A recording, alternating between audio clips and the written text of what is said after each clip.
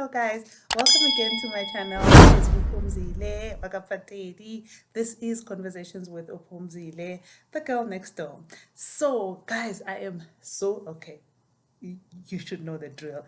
Excited, excited, excited. You know, when I'm about to talk to somebody that just oozes everything that I admire, everything that I want to be, everything that when you grow up, you're like, oh goodness gracious, I look up to you.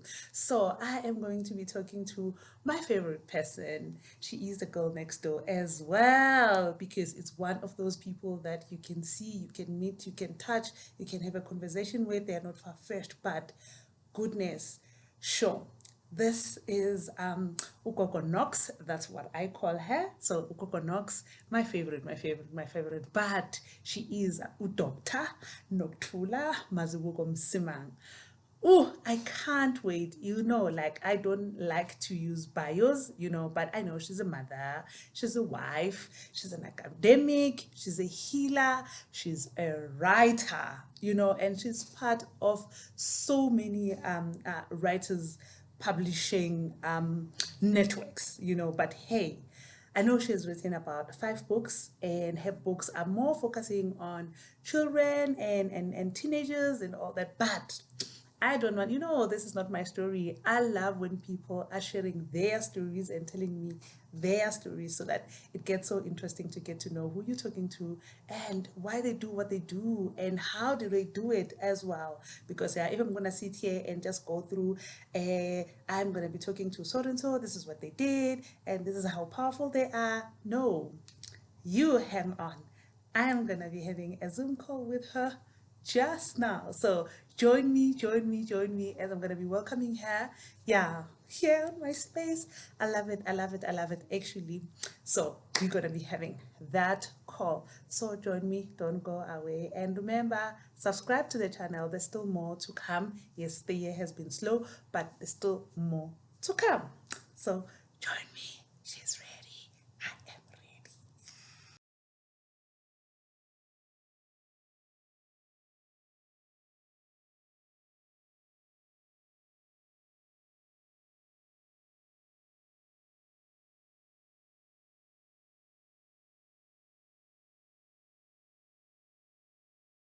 Ha ha ha ha, Dr. Nokuthula Mazibuko Msimang. How are you? The visitor, I'm very well and so happy to be here having a conversation with you. We haven't seen each other in a while. In a while, in a So it's been while. a while. It's been a while, but thanks to technology, we get an opportunity to reconnect True. and to chat about books and all things literary. Everything, yes, and books and everything. So yes, sure, Coconut. I know you, yeah, like many heads. You have so many, but I know today we're talking literature, we're talking books, but you're Yeah. a writer, an academic, a mother, a wife, and a healer. With all these heads, how do you, before we dig deep into everything, how do you do it? Because there's so many things that you're doing and the collaborations that you're doing. How do you do it? Sure, Pumzile, through the grace of God, really, you just have to kind of pray for balance. Yes. And because it's, you're doing work that you truly love. And if you think about it, I mean, they're all connected, writing, teaching, healing are all part of the same world, and really when you write, you are trying to make sense of life. You're trying to make sense of the world. When you heal as well, you are wanting to make sense of life and of the world. And in my academic life, I find as well that I have the same common thread, which is really how do we as African people make sense of our lives and really attain optimum health mentally, physically, and spiritually, so using Ubuntu Betu, using Amasiko Wetu to stay grounded as African people, so those are the subjects that I'm passionate about when I'm writing, whether I'm writing for young people or writing for an older audience. It's really celebrating ourselves as African people. Wow, I like what you are saying, because then when passion meets academic and profession, then everything, it becomes, it's easier, even if there's like a lot of time, it needs effort and all, but at least it's easier when passion meets your profession. So, Yeah. Dr. Knox, 5 books already. So I know there's 2 in particular that I want to talk about, but you've already written 5, and the target for those were more teenagers. Why? Sure. Why was the focus? I know you write for like children's book, teenagers, and all that, but in these main 2 and 5, why teenagers specifically? Because, when they say when you want to make an impact, with teenagers, you still, have a chance. I find that with adults, sometimes it can be a bit too late, because we are already formed, we've already, we are halfway through our lives, we are middle-aged, So with young people, they are still becoming, they are still hopeful, but also with teenagers, because I found Uguti in our societies, they are neglected. I think as society generally, we do tend to not focus that much on young readers, but those are the people where you make the most impact, because they are still forming, and they are the ones, who are creating tomorrow's world. We've already done a fantastic job of messing up the world that we are living in right now. So I think going forward, and hopefully, we will then join our maker, sometime soon. But the kids, so the kids are really where we should be focusing to say, look, this is the kind of world we would love to create. The children are the ones who will be creating the world of tomorrow. So I find it more fruitful to have an engagement with young people, to say, how do we. No, so true, because it takes me back to when I was young. I remember Dr. Mhlophe. Those were stories that I think also helped me to understand my world better as a young girl then, So you're very right. Teenagers and children are actually sometimes bakhoshakale because they just form part of the world and the adult life just takes over. So with the books, just to go like on this one, the Mozambican summer, about celebrating beauty. That in beauty, we've been having issues with our hair, our skin, our color. So at that level, why did you think it's necessary to have such a book for people to understand, like young people to celebrate beauty at that level? Well, the whole, as you've rightly pointed out, that the subject of African beauty, the subject of hair, the subject of skin tone is such a contentious issue, and it can be so damaging, when you are young and you look a specific way and the world says, the way that you look is not beautiful. It can be devastating because we've been young, we've been teenagers, we all want to look gorgeous, we all want to be cool and all of that, So with a Mozambican summer, simply put, it really is the story of Zozibini Tunzi, really, because it's a young girl who takes over the world of modeling, with her dreadlocks. She's got dreadlocks, and she goes on holiday in Mozambique, and the whole drama is around, the parents, will they allow her to go into the world of modeling, because it's such a complicated world and so on. But I wrote it actually some years back, just before Uzozibini Tunzi's historic win of Miss South Africa and big win of Miss Universe. So it was really to say, look, we are all God's masterpieces.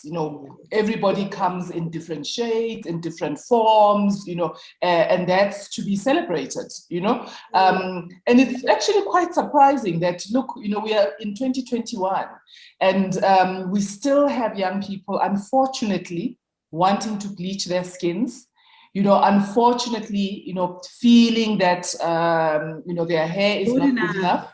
Yeah. Yes, and even big corporates. I mean, you've had, we've seen the saga with big companies really getting it so wrong in their marketing in terms of, celebrating how we all look, the different shapes and sizes that we come in, So for me, that was quite important because, I was once a young Black girl, raising young Black girls to say, it's important to be comfortable in who you are. In your own skin, yes. Be comfortable in your skin, be comfortable in wearing the hair that you were born with, So A Mozambican Summer is really just a light and fun a book. Young girls, they go on holiday with one of the girls' mothers to Mozambique, and this is where she gets discovered and gets this chance, So I won't tell you more. Yes. In her journey to this world of beauty and modeling and so on. But simply put, I mean, it is a story around just, being happy in how you are and yourself. Exactly. Wow. So I had a lot of fun, writing the book because it's important also that, because reading is a leisure activity. Yes, it is about figuring out the world and making sense of the world. But essentially, I think most people who are writers, people who are readers, essentially you just want to sit with a good book and enjoy it. And enjoy it. And enjoy a fantastic read, So that for me is always, I start writing mainly to entertain myself. And then it translates to us. Exactly. So I enjoy myself. I'm like, I want to write the kind of story that I want to read, and that I can have fun picking up and reading, Exactly. And then it moves from there, you then go on a journey. But really, it's just about, a celebration. It's about reading for enjoyment, and through that enjoyment, you then figure out the world, Like your other book, In the Fast Lane, about love, which is just another type of stories that you wanna love. So easy, but yet so complicated for each and every one of us. And I enjoy, when you read, you get to somebody else's world, but somehow the reflection later in your life, you would see that actually our journey, human race, can be sort of more or less the same way. The struggles that we're talking about, beauty, the same struggles, the weight, the everything else, and love and divorce and everything else. So these stories, they make a difference because when you read them when you're young, by the time you get to the level of falling in love and looking at life, you're like, oh, from that book, these are the things that you get. So writing helps us a lot. No, absolutely. I mean, in the Fast Lane, as you've pointed out, that it is, about a young girl again, coming of age, falling in love. But the tricky thing, of course, about being young and falling in love in this day and age is that there are so many challenges, and one of the key challenges, which is also a main theme in the book, around the dangers of, how do you go about falling in love but still keeping yourself safe, from, health-wise, being safe from HIV and AIDS. It was really one shocking statistic that says that, with the age group of 15 to 25, the HIV rates are still going up. Yes. They are still going up in that age group. So, falling in love is not just simply falling in love. You are falling in love, but you're also, trying to keep yourself safe. But also, if you are in a situation where you are a young person and you happen to be HIV positive, how then do you live your life? Because there is life, even when you are HIV positive. So it is all, looking at all of those issues that, yes, it is about falling in love, but there are so many challenges in terms of the choices that you have to make as a young person, in terms of how you live your life as a young person, Yeah, so again, as I said, that the target is teenagers, but it's also for those, who are young at heart. You can still enjoy the story. But And for me, it mothers was like us, yeah. I was saying mothers like mothers us, like us who have teenagers, the insights. mothers like us who have teenagers, because it can be a great way to start talking about, some of these subjects, to say, let's talk about a book. And let's discuss, what themes are in these books, because the teenage years are quite can be quite complicated. I know, right? I know. I have a 17-year-old. I know. Yes. Very No, I've been through the teenage years also with one of my nieces, and and I'm still entering those years with my daughter, but it can be quite tricky. It can be quite tricky. So books open up the door to start discussing some of the subjects which are not necessarily easy. Oh yeah, But necessary for us as parents to address, True. and to say that, look, this is life. You are a person who is becoming and forming into your own identity. So rather than just sitting them down and saying, tell me about your life, yes, and lecturing down to them. I think it's much more fun to have a book club with your children and read with your children, because I actually sit and read. We become each other's audiobooks. Oh, So nice. we sit and read specific books together. So wow. So it makes it easier. No, that's it makes a it great easier. idea. It's not so personal to say, oh, this is what happens in the book, and then we discuss it. We discuss difficult and complicated subjects in that way. Yes. No, that's a great idea, because I'm such a reader and I buy books. I've tried book work and all that, and COVID, and I started sharing, like, more or less from last year, because now we're home with the kids. So sharing, but I've never sat and read together. So this is also one of the greatest idea that we can have, bonding session, and be able to address issues as they come in a subject, not those taboo where bees and the bees and everything where it's difficult to talk about. So that's a great idea. And I see mostly you also translate your books into African languages. How important is that for us as Abantu? I know that, yes, English is a medium of communication, but our African languages, because we get lost, and you take our kids to private school, they come back, they don't even know how to pronounce amagama wesiZulu. Nathi as parents, we get to a professional world. When you get home, now everybody, you talk English.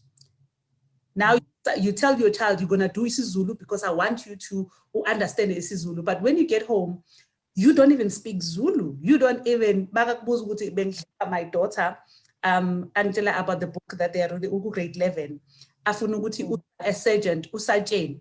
And she's like wondering, Mama, usajeni? Those kind of things. So how important is our African languages in literature and books?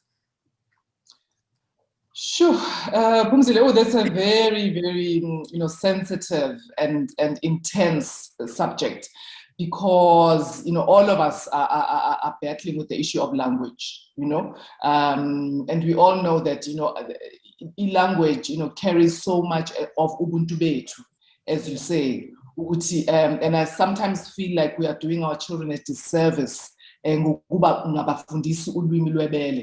mother tongues, and even myself, like most mothers, I am struggling, but I'm struggling but determined, to say that, look, as I said, Uti, books are one of the ways that you can bond with your children, but also to teach mother tongue, So fortunately for me, my publisher, New Africa Books, I think I have mentioned to you before that they have translated both A Mozambican Summer and In the Fast Lane into isiXhosa and isiZulu. Yes. Yeah, so you can then, have books in the official languages where you have it as a ritual where the kids, read, in mother tongue, and in that way practice isiZulu, and the ulwimi lwebele. But also because there are so many concepts, which exist in our indigenous languages, which don't necessarily translate as powerfully in English, that we really, really need to do everything in our power to teach our children our indigenous languages, one of the projects that I'm busy with and I'm very, very, very passionate about is actually starting to write for an even younger audience, picture books. Okay. I do have a book actually on Caster Semenya titled QHAWE. Mokgadi Caster Semenya. What's coming there? Oh, excited. So I am extremely excited because QHAWE, Mokgadi Caster Semenya, we are busy finalizing as we speak, and we will have it in bookstores in May. So I'm still publishing with New Africa Books.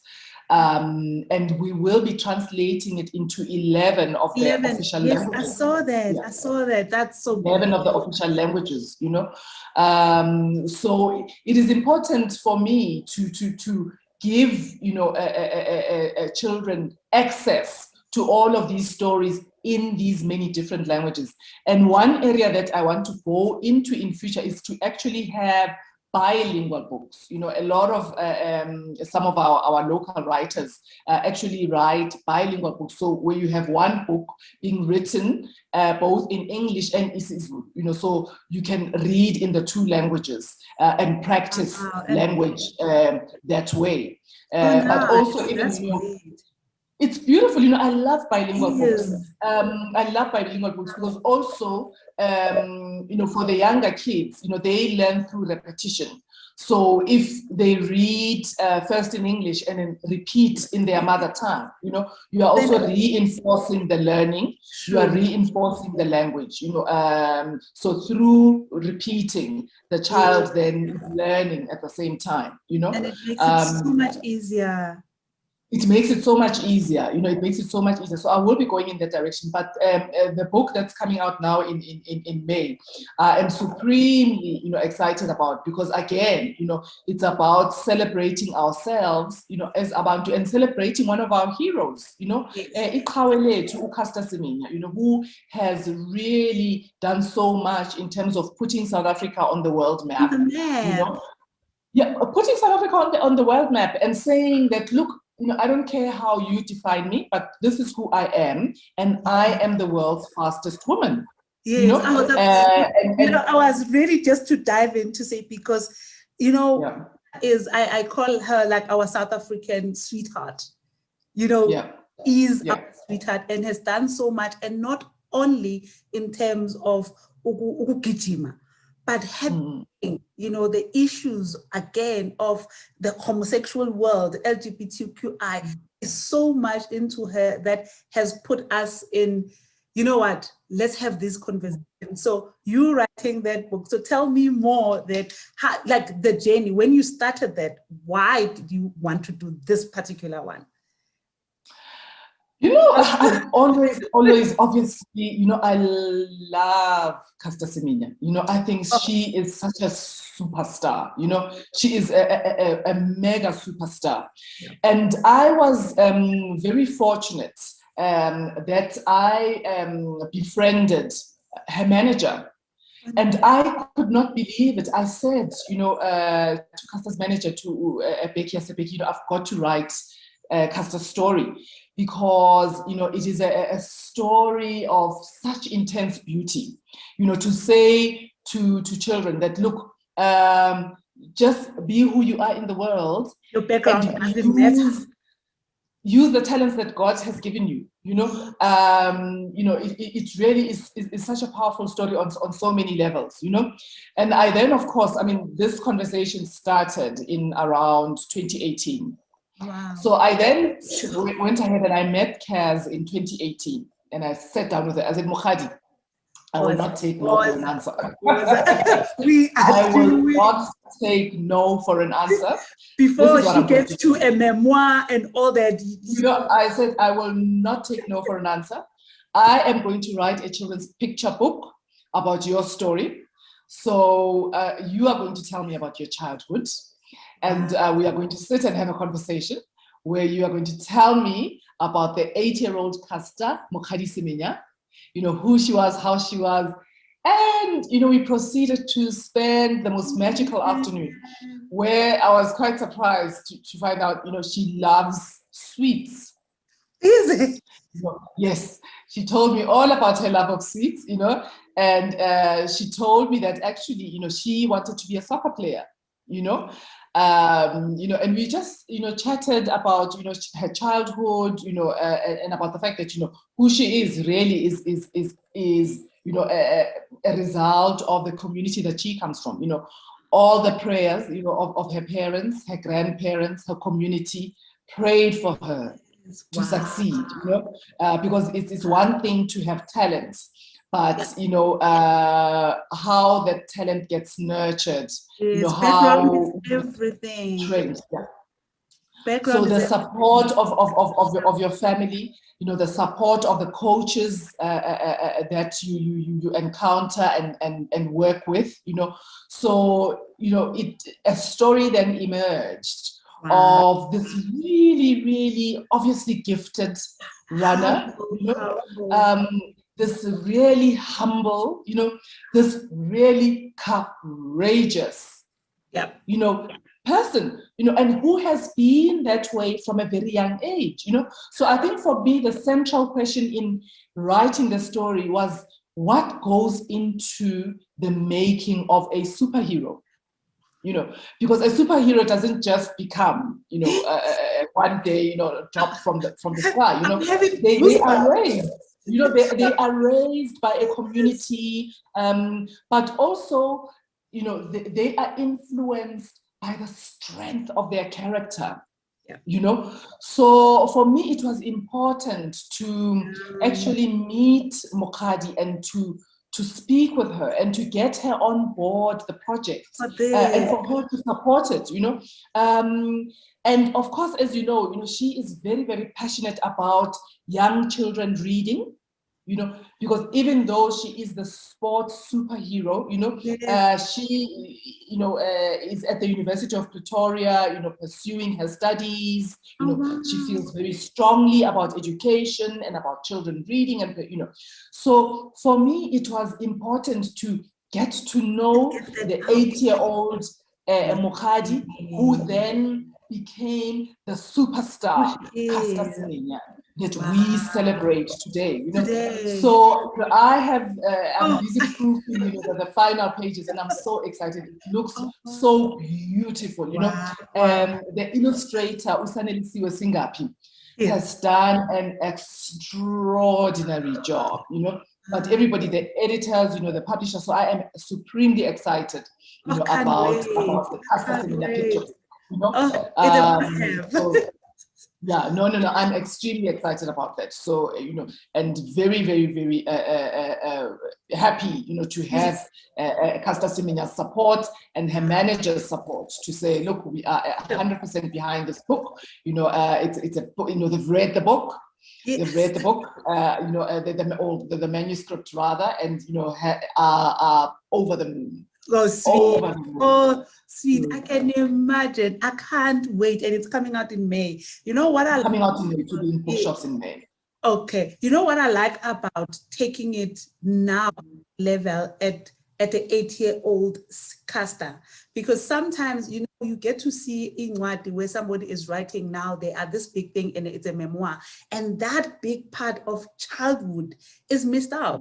Now the focus is what they won, how did they win, you know, how did they conquer the world, what, but that big part of, say, as a young person, everything for you to become anything that you want to be, it starts there, it begins there. So I just love the fact that it's more like, let's take you back to this person. So when you know her now, know where she comes from. That is amazing. It was a magical journey. I mean, quite literally a magical journey. And I think even for her, it was quite sentimental and emotional. Wow. Saying that, look, she had to be single-minded about where she wants to go. So for any 8-year-old, any 9-year-old, 10-year-old, 12-year-old reading the book, you need to start thinking about, the choices that you make, even as young as 8, because she kept saying that, her grandmother, would say to her before, because all she wanted to do was run. That's all. She wanted to run and go outside and play soccer. She wanted to run and play soccer. Sports was her life. She was reading sports. She was sports. But she also had to balance because obviously her grandparents wouldn't have it. You had to do the dishes first. Yep. So en route to being the superstar, you still have to do everyday life, you still have everyday challenges, there are still people who will tell you can't do it, there are still bullies at school, there are still this, there are still that, you're still an ordinary person even as you are going in pursuit of your dreams, so you then have to be mindful even as an 8-year-old about the choices that you make, So if you want to be a superstar, a track superstar, are you going to eat magunya until you collapse? Yep. No? You're gonna make a difference. Which is what we all want to do, you just want to go out and party, as a teenager, are you going to be at the clubs? I want to be liked. At the clubs, all night, all morning, be part of the they call it. Be part of the event, exactly. Do you know what I'm saying? Be part. So those are the challenges. If you don't have money for the sports gear, what options do you have? Are you going to give up? How are you going to go around the problem? So. I love what you said, that often when we encounter very powerful people, celebrated people, we see the finished product, and gets lost. Childhood is then a gap. It's just a big gap. Gap is just this void, and nobody sees the becoming. And nobody sees the hard slog, quite frankly. We just see the finished product. True. And and we say winning, how I won, winning, and not where your beginnings. We don't know the beginnings. We don't know the beginnings. We don't know the doubts. Yep. We don't know the doubts. We don't know. Who has inspired you? Yes. We don't know who has, because you must remember when Caster was growing up, there was Maria Matola, who was a big Mozambican superstar. Yes, I remember. So she said, listen, I would listen to the races on the radio, when they were reporting on how she's doing at the Olympics, on the radio. So, who inspires you? The images that you have access to are very, very important. And I think even for us as parents to say, for future Caster Semenyas, or even somebody who wants to be brilliant in something else, in swimming or in singing or whatever, for them, I think it's important to say, look, this superhero, they were also a young village girl like you. Yep. Yes. They also love to eat pap. They also love to eat sweets. They were a young a black girl like you. I think it's important for our kids to see that, the power of representation. True. And also those kids who also come from a poor background, because sometimes they see now there's so much of glitz and glamour that, the other marginalized like kids or people are totally forgotten. If you look at social media, everything that is presented, it's just glitz, it's just glamour. So that gets so lost even more now in the world. You know, when you're talking about a young caster who, you know, like a young person who still go through stuff at school like bullying, with the unfortunate situation of a child committing suicide because of bullying. So you see that children go through so much at that young age, and they have dreams, and they can easily give up on life just because of something that is happening. You know, so this is so important. Yeah. And then the point that you make to say, you know what, if you don't see yourself represented, you know, if you don't see people like you succeeding, you know, you're only seeing, you know, big townships represented or the city represented, you know. But, you know, where, you know, Caster Semenya comes from, you know, she comes from the rural areas of the Limpopo province, you know.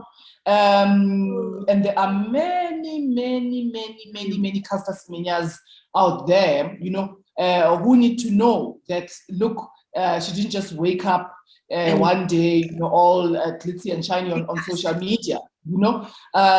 Wherever you are, you know, you may not be represented in mainstream media or in a mainstream way, you know, but your life is valuable, and your life can be, you know, powerful and amazing, you know. So it's important to see people like you doing you know, amazing things, you know, because if you don't see yourself, then you start to feel you don't exist, and you know, you are not meant for greatness or for doing great things. Oh, yeah. Man, I can't wait. I can't wait for this one. I know May is coming. And please, you must also share with me so that when I publish this, at least I can say, where can they get it, May, and, you know, which stores. But before you go, before I let you go, I know the focus. I'm excited about the QHAWE book more than anything. But I had to dig deep in everything that you are. Man, Doctor, you know, like, you know, when you have bios, it's nice when, you know, Puma from Knox, hey, Joby, hey. Like, I was just laughing at this moment. But also, you are part of Puku Foundation. Is it Puku or Puku? Well, Puku is a Sepedi word. It's a Sepedi word, Puku, for book. So it's the Puku Children's Literature Foundation. So Puku promotes reading and writing in indigenous languages for children. I love it. It's beautiful. So I am part of the broader Puku network. You know, the network consists of writers and reviewers and publishers, you know, and people who are passionate about writing books for young readers in indigenous languages. Wow. In indigenous languages, you know. So Puku does amazing work. In fact, you can go to their website. Yeah, the workshops that they do, there's so much. The workshops that they do. So I've done reading and writing workshops for Puku, where, you know, I've spoken to, you know, people who want to write for children, you know, to encourage more people to write for children in indigenous languages. Puku, on their website, you'll see they've got something called the Pukupedia, you know, where they are curating books in indigenous languages. So if you want to know, for example, if you want to search children's books in isiZulu or children's books kaSesotho, you can go to the Puku website and search those books and find that information, you know. So you know, and they do webinars. So just if you go to their website and their Facebook page, then you can get updates, you know, in terms of what's happening in that space. You know, for example, in celebration of World Book Day, which happens, you know, on the 23rd of April every year, you know, annually. It's World Book and Copyrights Day.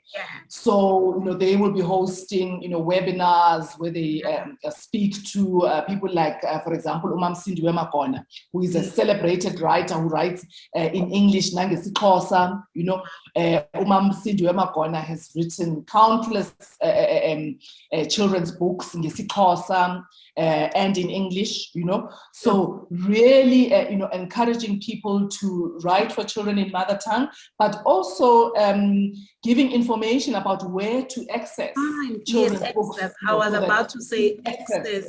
Access, and also collaborating with schools, because like I know, I'm not guilty per se, but I know most of the time when I buy books, I buy for me. It's just that my daughter Mbali, the teenager, she's now at the whereby she can read what I read. But my 8-year-old, you know, it's the accessing those books is, there was one book that I got when I followed the boy who wrote about bullying, but the right to say we need to be able as parents to access it for our kids, because our kids wouldn't know where to find this thing. So what you are doing, it's so important and really empowering. And I will definitely make sure that we share, because these are the stories that we need to share. Conversations with Mzile is that platform where you will mention names that, as South Africans, those names are not mentioned, but they're only known in that particular circles. Yeah. But if you talk about bleaching, I can tell you, you can ask anybody in the street, they will tell you who, you know, that kind of information. Access. Wow. Access. And you know, for people also who are around Gauteng, I mean, I love little independent bookshops, and you know, there are stores like, for example, Book Circle Capital at 27 Boxes in Melville, you know, which is a treasure trove of local books for children and for adults, you know. So, and it's such a magical space, again, to take children there, you know. And I think one of the greatest gifts you can give to children is to make them fall in love with books, you know. So it's a whole thing of, you know, it's a trip, you know, going to the bookstore, attending a book reading. I remember I went with my children. I've been to a couple of book readings with them, but one that I attended was my friend Lorato Trock's book that she wrote on Rosina Madibane, who was a track superstar in the 70s. But her career didn't go as far as Caster Semenya's because of apartheid, you know. So Lorato wrote this book for teenagers, you know, and my children attended this reading, and Mama Rosina was there, you know, the writer Lorato Talk was there, you know, they were in this magical environment with books, you know. So it is such a pleasure. And as I said, for me, you know, yes, books, you know, they help you figure out the world and all of those things, but books are fun. You know? Fun, yes, true. Books are fun, you know. Visiting bookstores is fun, you know. So I think that's where you can really get children excited, you know, about reading, to see it as an adventure, because it is. It is an adventure. You get to live so many worlds through the worlds that you read about, you know. You can go to Italy through a book, you can go to France through a book, you can go to Mozambique through a book, you can go to the Congo through a book, you can go everywhere. Your world expands.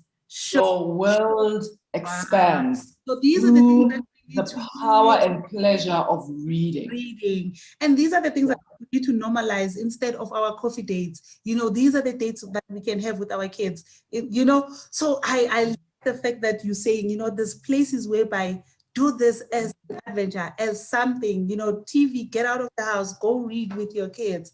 I am doing it, you know, for all mothers out there and parents out there. This is we need this, and now more than ever, because we having the time. I think COVID has been a blessing for families. So these are the things that are important for now for us to know, because the busy life is not, you know, a thing anymore. Now you home, you know, focus. So these are the spaces that we need to show, so to be part of. I am so excited. I was having goosebumps all the time when you're talking about the books. I'm loving it and I can't wait. So I think I definitely getting my book and I'm going to read. I think I'm going to. Of course you are. Of course you are. Yes, you are getting special copies for you and your children. Oh, thank you so much. Copies, and I will make sure that Caster signs copies for you. This is a promise. So it's a recorded promise. So I will make sure it happens. I will make sure it happens. So much. And I, on the other side, something that I've never done, I will make sure that will be our first family reading. I'll start practicing. Oh, yay. So yeah, like, Oh, Pums, you've made me so happy. You have no idea. You have made me so happy. Yes. sure, wow. Oh, Dr. Knox, Coco Knox. So man, No, this oh, has been absolutely, fabulous. Absolutely, absolutely fabulous. I've really enjoyed being in your wonderful conversations space. the girl next And we've had a lot of fun. It thing. feels like we are in the same space, and this is the beauty and True. wonder of technology. Oh So man. yeah, thank you for this moment. Thank Oh you. man. Thank you so much. Oh guys, conversations with Pumzile, the girl next door. This is what other girls next door. People you can touch, people that you can see, you can go have coffee with. This is why I love this platform. Thank you again also to you for saying, hey, I am here. I see what you're doing. I am coming to conversations with this girl. I Yeah. and thank you so much. Well, thank you, Pums, and have a wonderful, wonderful afternoon. Yes, you too. Thank you so much. Thank you. And bye. Yeah. Bye-bye.